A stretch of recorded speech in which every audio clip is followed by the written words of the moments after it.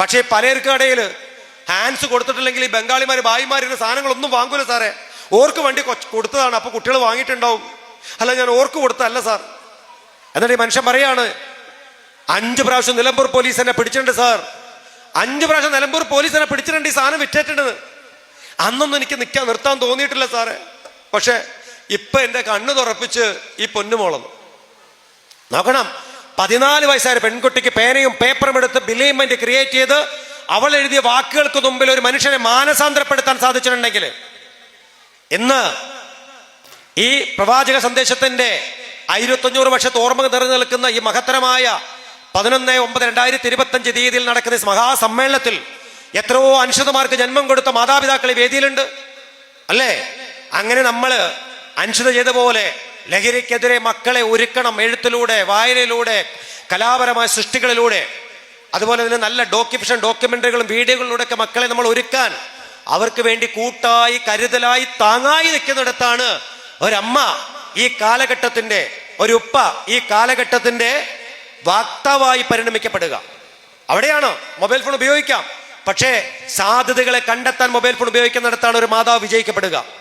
ഒരു ഉപ്പ പറയണം മൊബൈൽ ഫോൺ ഉപയോഗിക്കണം, അത് അനാവശ്യമായ ചാറ്റിങ്ങളിലേക്കും അനാവശ്യമായ വീഡിയോകളിലേക്കും അനാവശ്യമായ കാഴ്ചകളിലേക്കുമല്ല, നല്ല സൗഹൃദങ്ങൾ, നല്ല ബിസിനസ് പരമായ നല്ല ആശയങ്ങൾ കാണുകയും പ്രചരിപ്പിക്കുകയും ചെയ്യാൻ.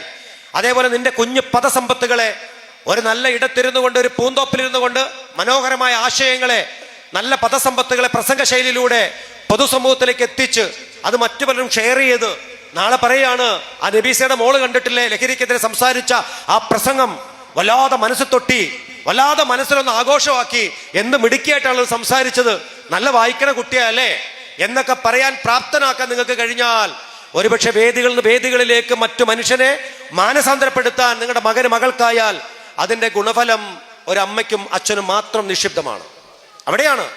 അവിടെയാണ് നമ്മൾ ചില കാര്യങ്ങൾ മക്കളെ വഴിതിരിച്ചു വിടുക. അപ്പൊ അതുകൊണ്ട് അത്തരത്തിലുള്ള ചിന്തകൾ ഉണ്ടാക്കാൻ, മക്കളെ പ്രാപ്തരാക്കാൻ നിങ്ങൾക്ക് ഓരോരുത്തർക്കും സാധിക്കട്ടെ എന്നുകൂടിയാണ് ഈ അവസരത്തിൽ എനിക്ക് പറയാനുള്ളത്.